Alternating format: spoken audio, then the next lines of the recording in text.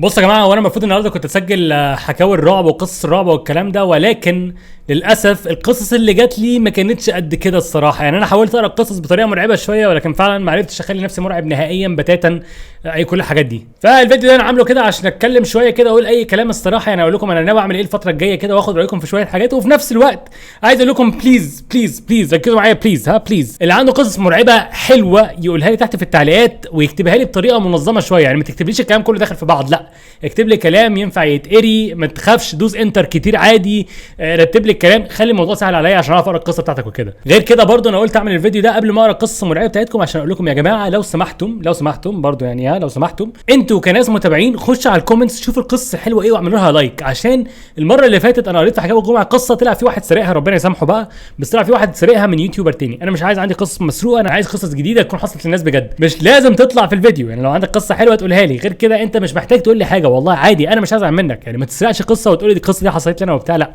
انا عايز قصص جديده. فليه تعملوا لايك للقصص؟ لو لقيتوا حد سرق قصه قولوا القصه دي مسروقه عشان ما اقراهاش. المهم انا كنت عايز بس اتكلم عن اللي بيحصل في القناه الفتره الاخيره. احنا فعلا ماشيين كويس جدا الصراحه، رجعت اعمل فيديوهات يوميه، كل يوم فيديو الساعه 5. عايز رايكم في الموضوع ده، فيا ريت تقولوا لي تحت في التعليقات برضو. يعني انا عايز تعليقات يكون فيها حاجات كتيره، مثلا ايه رايكم، هل الساعه 5 دي حاجه حلوه، ولا انتوا شايفين ان احنا ممكن نخلي الميعاد احسن شويه، بس هو يوميا. انا شغال دلوقتي يوميا. غير كده بصيت على اليوتيوب اناليتكس بتاعتي وقعدت احلل الموضوع شويه، واكتشفت ان انتوا بتحبوا تشوفوا الوش الجميل ده، الوش الجميل ده اكتر ما بتحبوا تشوفوا الجيمز. بمعنى ايه؟ بمعنى ان حكاوي الجمعه بتحبوها اكتر، بمعنى ان انا لما كنت عامل فيديو ان انا بلعب من على الكنبه وكنت بتكلم في اوله كتير، انتوا فعلا بتحبوا تشوفوني ماسك الكاميرا وبتحرك في الشقه وكده. فكنت بفكر ان انا اخلي كل فيديو يكون فيه سكتش في الاول، يكون في حاجه في الاول بتضحك، حاجه مثلا تكون بوشي، حاجه كده، بدل اللي هو ايه الاخبار ومش عارف ايه والانترو الفورمال ده، لا، تبقى حاجه مختلفه شويه تكون بتميزنا عن بقيه اليوتيوبرز. فايه رايكم في الفكره دي؟ هل تحبوا تشوفوا شويه سكتشات على شويه حاجات زائد اللعب، ولا تحبوا تشوفوا مثلا فيديوهات زي دي اكتر من اللعب، ولا تحبوا نعمل ميكس ما بين الاثنين؟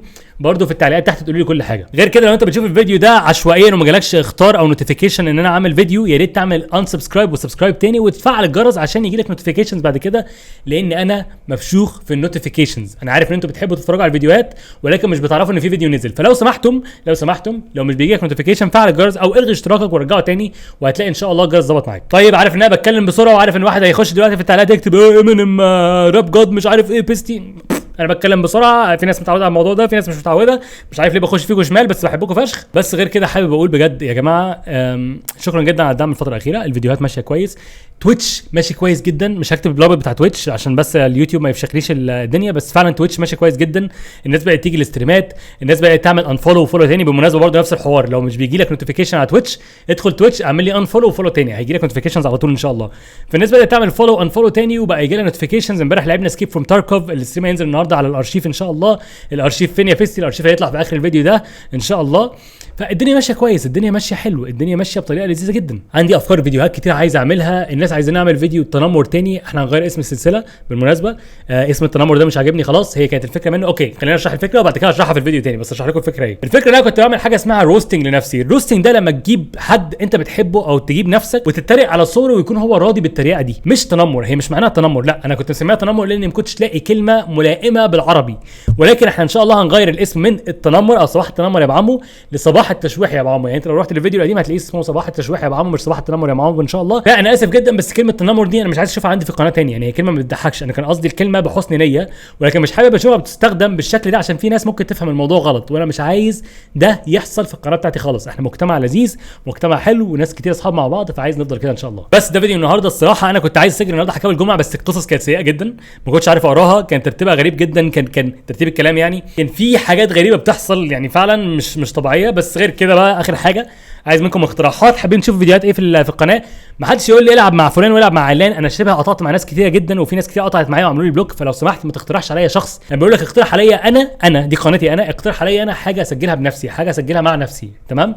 فلو عندك لعب حلوه تكون مش محتاجه سلسله، انا مش عايز اعمل سلاسل، عايز لعبه تضحكني، عايز لعبه رعب اعمل لها ستريم، عايز لعبه رعب العبها، عايز لعبه في ار ما كنتش سمعت عنها قبل كده، او لو عندك مواضيع لحاجات ممكن نعملها يعني كده اللي هو اتكلم قدام الكاميرا وبتاع، يا ريت برضو تقول لي عايز الكونتنت يكون كونتنت مني على كونتنت منكم، نعمل كده ايه ميكس كده، حاجه كده لصدوزه كده جميله تكون فيها كل انواع الكونتنت الممكنه. بس شكرا جدا ليكم على الدعم، فعلا مبسوط بالفيوز الفتره الاخيره. في فيديوهات مش بتجيب فيوز بس مش مشكله، لو انت فاضي خش شوف الفيديوهات اللي انت ما شفتهاش، زي فيديو دوم مثلا، زي فيديو اونو، زي فيديو لعبه الكروت. انا جبت لعبه كروت جديده مش عايز انزلها غير لما اتاكد ان انتوا حابين سلسله العاب الكروت، فيا ريت تخش تشوف الفيديوهات بتاعتها.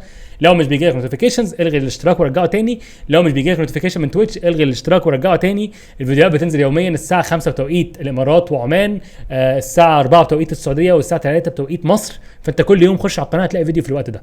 3 بتوقيت مصر هتلاقي فيديو ان شاء الله. بس المفروض في بي سي جديد هيجي في السكه، ومفروض ان في فيديوهات روشه كتيره جايه في السكه، فاتمنى تكون القناه عجباكم وهي ماشيه كده بفيديوهات يوميه. رجعنا تاني يا جماعه، وصلنا 113,000 ان شاء الله، نوصل 150,000 قريب. اشوفكم ان شاء الله بقى في الفيديو الجاي، وعايز منكم تعليقات كتيره تحت، قصص رعب مترتبه كويس، رايكم في ميعاد الفيديوهات.